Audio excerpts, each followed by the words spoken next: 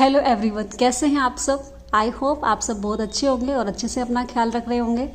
तो आज फिर मैं आपके लिए लेकर आई हूँ। अब आप देख रहे होंगे कि नया टॉपिक आपको देखने को मिल रहा है। जहाँ मैं कंप्यूटर कोर्स कराती हूँ, आज आपको एक लिटरेचर का टॉपिक दिखाई दे रहा है। विलियम शेक्सपियर यहाँ से कहाँ से कैसे आ गया, तो ये आपके मन में बहुत सारे सवाल चल रहे होंगे, तो मैं आपको बता देती हूँ।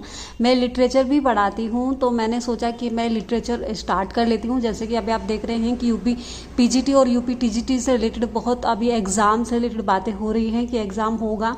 तो अगर हमारे पास समय है तो हम अच्छे से तैयारी कर सकते हैं। और जो अभी सोए हुए हैं, जिन्होंने तैयारी स्टार्ट कर दी थी लेकिन बाद में पता चला कि एग्ज़ाम नहीं हो रहा है, वो फिर उन्होंने क्या कर दिया है, फिर से तैयारी करना बंद कर दिया था। तो मैं यहाँ पे ये लेकर आई हूँ कि आप लोग जाग जाइए, क्योंकि एग्ज़ाम कभी भी हो सकता है। और अगर हमारे पास 3 से 4 महीने हैं एग्ज़ाम के लिए, या जून जुलाई में अगर एग्ज़ाम होता भी है, तो अभी से हम प्रिपरेशन करते हैं तो हम आसानी से उस चीज़ को, पूरे सिलेबस को कवर कर सकते हैं। तो यहाँ पे हमारा जो मेन टारगेट होगा वो क्या होगा, यहाँ पे हमारा जो मेन टारगेट होगा यूपी पीजीटी और यूपी टीजीटी से रिलेटेड होगा। तो मैं यहाँ पर उन सबसे रिलेटेड वीडियोज़ आपके लिए लेकर आऊँगी। अभी फ़िलहाल हम टीजीटी को टारगेट करेंगे, क्योंकि पीजीटी का अगर लेवल देखें तो बहुत ज़्यादा, उसमें 17 राइटर होते हैं, और अगर आप टीजीटी में देखेंगे तो 4 राइटर होते हैं। तो उनको हम अभी जो भी हमें लगेगा, जितना हम कवर कर सकते हैं उतना कवर करेंगे। तो ये अब आपको ध्यान रखना है कि टीजीटी का सिलेबस तो हम कंप्लीट करेंगे ही करेंगे, क्योंकि ये हमारे पास कंप्लीट हमारा अगर बात करें तो समय है हमारे पास, और हम इसे आसानी से कवर कर सकते हैं पूरे लिटरेचर को। तो इसलिए मैं यहाँ पर लेकर आई हूँ आप सभी के लिए। तो आज हम विलियम शेक्सपियर लेकर आए हैं, जो कि 4 राइटर है, जिसमें आपका विलियम शेक्सपियर है, नंबर 2 आपका बात करें विलियम वर्ड्सवर्थ है, नंबर 3 आपका जॉन मिल्टन है, और नंबर 4 आपका जोन्स गाल्सवर्दी है। तो ये हमें ध्यान रखना है, इन चारों को हमें कवर करना है बहुत अच्छे से। इनके सभी वर्क जो भी है वो सब कवर करेंगे हम। तो आज मैं आपके विलियम शेक्सपियर को लेकर आई हूँ, जो कि मोस्ट इम्पोर्टेंट है। तो चलिए फिर पढ़ लेते हैं इसके बारे में। तो सबसे पहले हम बात करें विलियम शेक्सपियर की, जो मैं बायोग्राफी लेकर आई हूँ, तो उसके बारे में डिस्कस कर लेते हैं। सबसे पहले हम देख लेते हैं कि बर्थ, इनका जो बर्थ कब हुआ था। तो शेक्सपियर वाज बोर्न ऑन 23 अप्रैल 1564। यहाँ पे बात की गई है, जो शेक्सपियर का जो जन्म हुआ था वो कब हुआ था, वो 23 अप्रैल 1564 में हुआ था। ठीक है। अब यहाँ पे हम बात करें कि ये कहीं पे भी लिखित रूप में नहीं बताया गया है, कहीं पे भी वर्णन नहीं है कि, मतलब हम बात करें कि इनके प्रूफ नहीं मिलता है कि ये 23 अप्रैल को हुए थे या नहीं हुए थे। लेकिन इनकी जो बैप्टाइज है उसके आधार पर हम कह सकते हैं कि इनका जो जन्म हुआ था वो 23 अप्रैल को हुआ होगा, क्योंकि जो बैप्टाइज होता है वो उसके 3 दिन के जन्म के 3 दिन बाद होता है। तो वही यहाँ पे अगर बात करें तो वो क्या है कि he was baptise in Holi Trinity church. Holi Trinity church में इनका बैप्टाइज किया गया था, स्टैनफोर्ड अपॉन एवन में ऑन वेडनेसडे। यहाँ पे बात करें कि वेडनेसडे में यहाँ पे हुआ था इनका, और ये आपका क्या है 26 अप्रैल 1564 में हुआ था, यानी कि 26 अप्रैल 1564 में यहाँ पे इनका बैप्टाइज हुआ था। तो ये आपको ध्यान रखना है। इसी के आधार पर माना जाता है कि इनका जो जन्म हुआ है वो 23 अप्रैल को हुआ है। ठीक है, तो इसके आधार पर हम ये चीज़ मानते हैं। नेक्स्ट अगर हम बात करें कि यहाँ पे जो स्ट्रेटफोर्ड अपॉन अवन है, वो इज द मेन टाउन, ये एक मेन टाउन है ऑफ डिस्ट्रिक्ट, जो कि शहर का, कौन से शहर का है, स्टैनफोर्ड ऑन अवन का है। तो ये आपको ध्यान रखना है, अवन। ये आप यहाँ पे इसमें कंफ्यूजन नहीं होना है कि अपॉन अवन लिखा है या स्टैनफोर्ड ऑन अवन लिखा है। तो ये एक डिस्ट्रिक्ट है, और मेन टाउन क्या है, इसका एक मेन टाउन है। ठीक है, डिस्ट्रिक्ट का। तो ये आपको ध्यान रखना है। तो अगर आपको डिस्ट्रिक्ट पूछा जाए, यहाँ पे जो डिस्ट्रिक्ट हो जाएगा वो स्टैनफोर्ड ऑन अवन होगा, और जो शहर के बारे में बात की जाए तो फिर वो क्या हो जाएगा, आपका स्टैनफोर्ड अपॉन अवन हो जाएगा। ठीक है, तो ये आपको ध्यान रखना है। नेक्स्ट अगर इनकी डेथ की बात करें तो इनकी जो डेथ हुई थी वो 23 अप्रैल 1616 में हुई थी। तो ये आपको ध्यान रखना है। इनका जो इम्पोर्टेंट बात यहाँ पे क्या है कि इनकी जो डेथ हुई थी वो इन्हीं की क्या है कि एनिवर्सरी डेट पर हुई थी, यानी कि अगर हम बात करें बर्थ डेट वाले दिन ही, यानी कि जो बर्थडे दिन की जो डेट है उसी डेट को इनका क्या हुआ था, इनकी मृत्यु हुई थी। तो ये आपको ध्यान रखना है, बहुत आसान है। 23 अप्रैल को ही जन्मे थे और 23 अप्रैल को ही इनका क्या हुआ था, इनकी मृत्यु हुई थी 1616 में। ठीक है। नेक्स्ट अगर हम बात करें इनकी अब हम बात कर लेते हैं इनके फादर का नेम। इनका फादर का नेम क्या था? जॉन शेक्सपियर था। ही वॉज ए ट्रेडर, वो ट्रेडर थे in corn, meat, leather and other agricultural product. तो इस तरह का इनका वर्क था, या कहीं इनका बिजनेस था, ये वर्क था इनका। तो ये एक ट्रेडर थे in corn, meat, leather and other agriculture product. अगर हम बात करें कि शेक्सपियर के जो फादर का नेम क्या है, जॉन शेक्सपियर है, लेकिन अगर हम अपने चारों राइटर की बात करें तो ये आपको ध्यान रखना है कि इनमें कॉमन फैक्टर क्या है कि सभी चारों राइटर जो कि हमारे, अगर हम बात करें विलियम वर्ड्सवर्थ है, उनके फादर का नाम भी जॉन वर्ड्सवर्थ था। और अगर हम मिल्टन की बात करें तो उनके फादर का नाम भी जॉन मिल्टन था। और अगर हम गाल्सवर्दी की बात करें तो उनके फादर का नाम भी जॉन था। तो इन चारों ही राइटर के फादर का नेम क्या है? जॉन से स्टार्ट होता है। ये आपको बहुत अच्छे से ध्यान रखना है क्योंकि फादर नेम भी पूछ लिया जाता है। नेक्स्ट हम बात करें कि मदर नेम क्या है, मैरी एडन है, तो इनकी मम्मी का नाम है, ये भी आपको पूछने को मिल जाता है।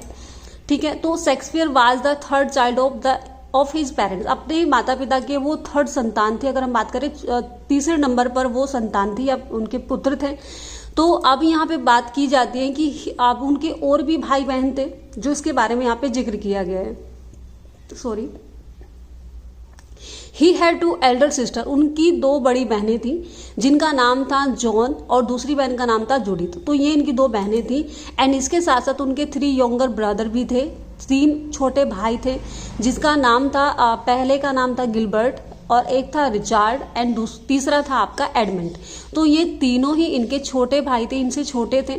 और ये बड़ी बहनें थी जॉन और जूडिथ। तो ये आपको ध्यान रखना है। अगर पूछा जाए कि शेक्सपियर कौन से नंबर की संतान थी या कौन से नंबर के पुत्र थे अपने माता पिता के, तो वो तीसरे नंबर के थे। और उनसे उनकी 2 बड़ी बहनें थी और 3 छोटे भाई भी थे जिनका नाम आपको देखने को मिल रहा है। ठीक है, कई जगह आपको इस तरह की पूछ लिया जाता है। वैसे तो ये क्वेश्चन मुश्किल ही आएगा, लेकिन फिर भी आप ध्यान रखें कि इस तरह के क्वेश्चन भी बन सकते हैं।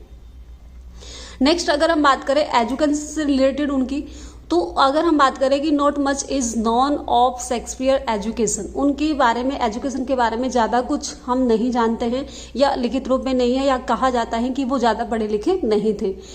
It is generally assume that he attended local grammar school, उन्होंने एक लोकल ग्रामर स्कूल अटेंड किया था जो कि जिसका नाम था किंग्स न्यू स्कूल। वहाँ से उन्हें प्राथमिक शिक्षा उन्होंने प्राप्त की थी, जो व्याकरण ग्रामर की उन्होंने लिया था वहाँ पे। मतलब कह सकते हैं कि प्राथमिक तौर पर उन्होंने व्याकरण की शिक्षा व्याकरण स्कूल से ली थी। ठीक है, विच यहाँ पे अगर हम बात करें एम्प्लीफाइज ए लिबरल आर्ट एजुकेशन, जो कि एक लिबरल आर्ट एजुकेशन के रूप में उन्होंने ली थी। नेक्स्ट इसके बारे में हम बात करें कि Shakespeare would have learned Latin will at this school, इसी स्कूल से उन्होंने लेटिन भाषा भी सीखी है, लेटिन सीखी उन्होंने यहाँ से। Since the study of Latin was central to most Elizabethan education, यहाँ पे बात की जाती है कि अगर हम बात करें कि ये एक मेन केंद्र होता था कि जहाँ से, मतलब एक बात करें कि एलिजाबेथन जो एजुकेशन थी वो क्या था, लेटिन भाषा, मतलब वहाँ से मुख्य रूप से लेटिन भाषा सिखाई जाती थी और लेटिन भाषा में वहाँ पे शिक्षा होती थी। ठीक है, तो ये आपको ध्यान रखना है। नेक्स्ट अगर हम बात करें his education ended after grammar school, grammar school के बाद उनकी शिक्षा हम कह सकते हैं कि एंड हो चुकी थी। And he did not attend university, उन्होंने कोई भी यूनिवर्सिटी अटेंड इसके बाद नहीं की है। ठीक है, अब हम बात कर लेते हैं मैरिज के बारे में उनकी। तो his marriage at the age of 18 साल की, यानी कि हम बात करें कि 18 साल की एज में उनकी शादी हो गई थी। ठीक है, उनकी मैरिज हुई थी। किससे हुई थी? एनी हैथवे, जिनकी एज कितनी थी? 26 ईयर ओल्ड। वो क्या थी? 26 साल की थी, जिनका नाम था एनी हैथवे। उनकी वाइफ का नाम पूछ लिया जाता है और ये भी पूछ लिया जाता है कितनी बड़ी थी वो उनसे और कितनी एज की थी। तो ये इफेक्ट आपको ध्यान रखने हैं। सी वाज, अगर हम 8 ईयर ओल्ड थी वो जो शेक्सपियर से। और both consistory court of the डायोसिस of Worcester issued a marriage license on 27 नवंबर 1582।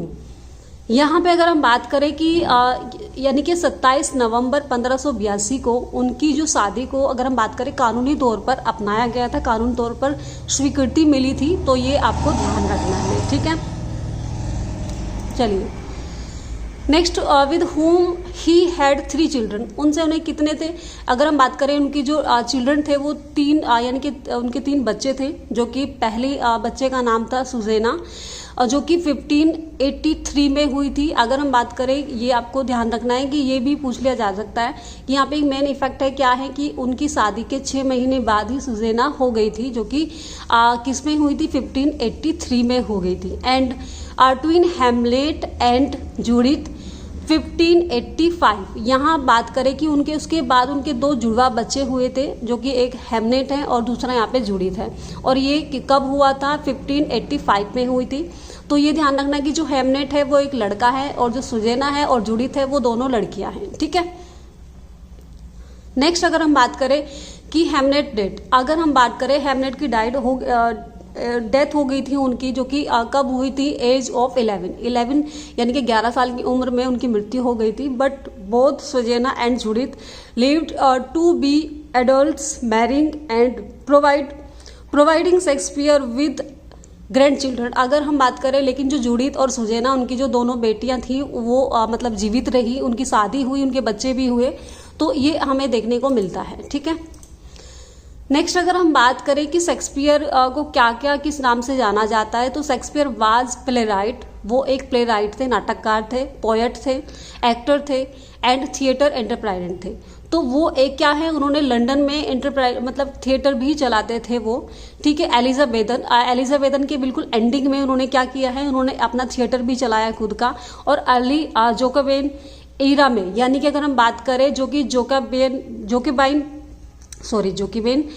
ईरा, अगर हम बात करें युग में आते आते मतलब उनका एक थिएटर उन्होंने खुद अपने प्रसिद्ध हो गए थे, उनका वर्क अच्छे से चलने लगा था, वो फेमस हो चुके थे। तो उनका खुद का एक थिएटर भी था जो उन्होंने लंदन में चलाया, और वो एलिजाबेथन के एंडिंग तक मतलब अगर हम बात करें उन्होंने कर लिया था, ऑब्जर्व कर लिया था। और जोकोबेन ईरा आते आते मतलब स्टार्टिंग था, मतलब उस समय जब जोकोबेन ईरा आया या युग आया या एज आया, तो तब उन्होंने ये किया था। नेक्स्ट हम बात करें कि he is regarded as the greatest writer, उनको क्या कहा जाता है? एक महान राइटर के रूप में जाना जाता है इंग्लिश लिटरेचर में, ठीक है। इंग्लिश लिटरेचर में अगर हम बात करें कि सबसे महान जो राइटर हुए हैं वो कौन हुए? विलियम शेक्सपियर हुए हैं। And words pre eminent dramatics, और वो महान नाटककार भी आपके कहा जा सकता है, दुनिया के सबसे महान नाटककार में से एक है, ठीक है। तो ये उनके बारे में आपको पता है।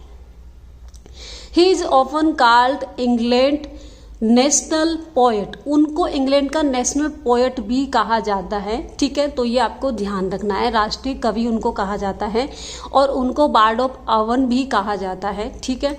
इसी के साथ साथ द बार्ड भी उनको कहा जाता है। ये कई बार आपको अलग अलग तरीके से क्वेश्चन मिल सकता है। द बार्ड किसको कहा गया है, या फिर बार्ड ऑफ अवन किसको कहा गया है, या फिर हम पूछ लिया जाता है कि इंग्लैंड नेशनल पोएट किसको कहा गया है। तो इस तरह से क्वेश्चन आपको बन सकते हैं। Next, his extant work including collaboration consist of some, अगर हम बात करें कि उनका जो वर्क है उन्होंने क्या क्या वर्क किया है उसको इंक्लूड किया गया है, तो उनके अगर हम बात करें कि उनके 37 प्ले उन्होंने करे हैं, यानी कि नाटक उन्होंने लिखे हैं, ठीक है। तो 37 उनके प्ले रहे हैं, एंड कितने हैं, यानी कि 154 उनके सोनेट रहे हैं, 3 लॉन्ग नरेटिव पोयम, और उनकी 3 बड़ी पोयम भी जो नरेटिव पोयम थी वो भी उन्होंने लिखी है। तो ये उनके वर्क थे। इसके साथ साथ आप फ्यू अदर वर्सेस, उन्होंने कुछ छंद भी लिखे हैं, ठीक है, ऑफ सर्टेन ऑथरशिप, और कुछ ऑथरशिप उनकी जो अनसर्टेन रही है वो भी उन्होंने की है। तो ये आपको ध्यान रखना है। इसके साथ साथ अगर मैं बात करूं कि उनका वर्क को क्या किया गया है, उनको फोलियोज में बांटा गया है, ठीक है। जो कि किन्होंने किया है ये काम, ये हमिंग एंड कॉन्डेल ने किया है। ये इन दोनों ने मिलकर इनको एक फोलियो में बांटा गया है, 4 फोलियो में इनको बांटा है। तो फर्स्ट फोलियो कब हुआ था? फर्स्ट फोलियो की अगर हम बात करें कि वो 1623 में यानी इनको प्रिपेयर किया था, किसने किया था? हमिंग एंड कॉन्डेल, ये आपको ध्यान रखना है। इसके साथ साथ अगर हम बात करें, ये पूछे भी जाते हैं कि फर्स्ट फोलियो कब आया था, सेकंड फोलियो कब आया था, थर्ड कब आया था और फोर्थ कब आया था, तो ये आपको ध्यान रखना है। सेकंड फोलियो कब आया था? 1632 में आया था। एंड थर्ड फोलियो कब आया था? 1663 में आया था। फोर्थ फोलियो आपका 1685 में आया था। तो ये आपको ध्यान रखना है, बहुत अच्छे से इनको अच्छे से आपको कवर कर लेना है एक एक चीज़ें। तो ये इनकी बायोग्राफी कंप्लीट तो नहीं हुई है, लेकिन मैंने जितना मैं चाहती थी कुछ हद तक मैंने पूरी की है। अभी बहुत सारी चीज़ें रह रही हैं जो कि बायोग्राफी में होनी है, और भी इनके वर्क के बारे में जिक्र करेंगे हम, उनके जो भी उन्होंने वर्क किया है, और बाकी उसके बाद हम लेकर भी आएंगे कि कौन कौन सा वर्क किया है, कब किया था, उनके अगर आप चाहते हैं उनके रिलेटेड जो भी उनके नाटक है वो सभी हम लेकर आए, तो आप मुझे कमेंट्स में ज़रूर बताइएगा, तो मैं ज़रूर लेकर आऊँगी।